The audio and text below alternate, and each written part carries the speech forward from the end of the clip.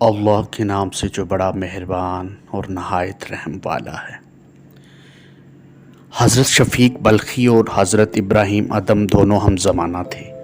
کہا جاتا ہے کہ ایک بار شفیق بلخی اپنے دوست ابراہیم ادم کے پاس آئے اور کہا، میں ایک تجارتی سفر پر جا رہا ہوں، سوچا کہ جانے سے پہلے آپ سے ملاقات کر لوں، کیونکہ اندازہ ہے کہ سفر میں کچھ ماہ لگ جائیں گے۔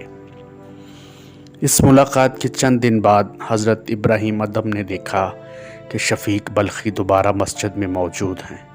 انہوں نے پوچھا کہ تم سفر سے اتنی جلدی کیسے لوٹ آئے؟ شفیق بلخی نے بتایا، میں تجارتی سفر پر روانہ ہو کر ایک جگہ پہنچا، وہ ایک غیر آباد جگہ تھی۔ میں نے وہاں پڑاؤ ڈالا۔ وہاں میں نے ایک چڑیا دیکھی جو اڑنے کی طاقت سے محروم تھی۔ مجھے اس کو دیکھ کر ترس آیا۔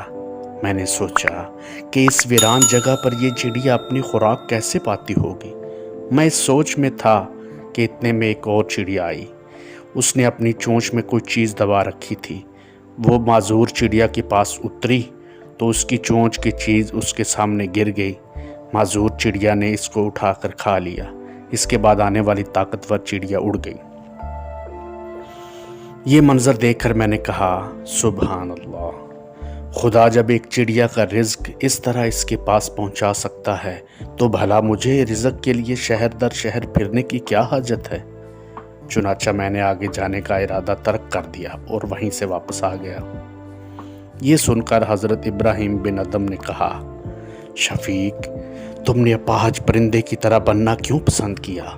تم نے یہ کیوں نہیں چاہا کہ تمہاری مثال اس پرندے کی ہو جو اپنے قوت بازو سے خود بھی کھاتا ہے اور اپنے دوسرے ہم جنسوں کو بھی کھلاتا ہے؟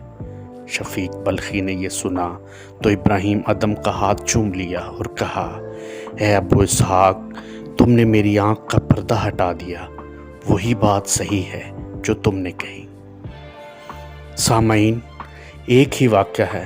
اس سے ایک شخص نے بے ہمتی کا سبق لیا اور دوسرے شخص نے ہمت کا۔ اسی طرح ہر واقعہ میں بیک وقت دو پہلو موجود ہوتے ہیں۔ یہ آدمی کا اپنا امتحان ہے کہ وہ کس واقعہ کو کس زاویہ نگاہ سے دیکھتا ہے۔ ایک زاویہ سے دیکھنے میں ایک چیز بری نظر آتی ہے اور دوسرے زاویہ سے دیکھنے میں وہی چیز اچھی بن جاتی ہے۔ ایک رخ سے دیکھنے میں ایک واقعہ میں منفی سبق ہوتا ہے اور دوسرے رخ سے دیکھنے میں مثبت سبق۔